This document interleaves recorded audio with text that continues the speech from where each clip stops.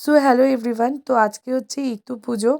তো এখানে মা গোপালকে ঘুম দিয়ে তুলে সবার প্রথম গোপালকে রেডি করে নিচ্ছে।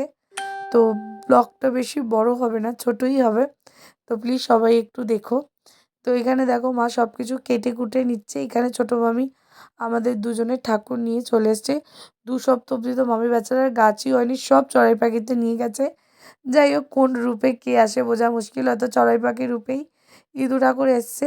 এখানে আমাদের মোটামুটি গোছাগুছি কমপ্লিট। এখানে আঙট পাতা দিতে হয় 21টা 21টা করে, সেটাই মামি আমাকে দিচ্ছিল যে যাক এটা ধুয়ে নিয়ে আয়। ওটাই ধুয়ে আনতে গেছিলাম। তো তারপরে পুজোটার আর আমি ভিডিও করিনি। তো আমরা সবাই পুজো করব না ভিডিও করবো, এখানে আমরা গোপুকে নামিয়ে নিয়েছি। এখানে আমার নবান্ন কমপ্লিট, পুজোতে যতটুকুনি দেওয়ার দিয়েছি। তো তোমরা দেখে সবাই কমেন্ট করে জানিও যে কেমন হয়েছে পুজোটা। আমাদের মধ্যে তো খুবই সুন্দর হয়েছে। তারপরে আজকে লাঞ্চ মেনুতে ছিল হচ্ছে আলুর দম আর রাইস। তো আলুর দম আর রাইসটা বাবাকে বেড়ে দিয়েছিলাম। তো সেই সময়ই আমি ভিডিওটা করে নিয়েছিলাম, কারণ আমি জানি নইলে আমি ভিডিও করতে ভুলে যাব। তো আমার এই জিন্সের জ্যাকেটটা নতুন এসেছে, আমি তোমাদেরকে সেটাই দেখাচ্ছিলাম।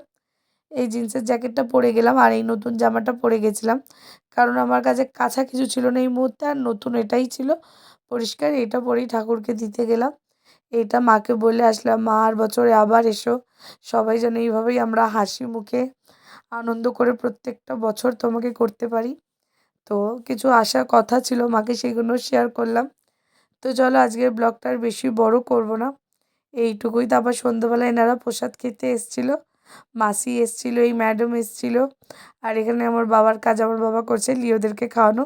তো চলো সবাইকে টাটা, সবাই খুব ভালো থেকো, নেক্সট ব্লগে দেখা হবে।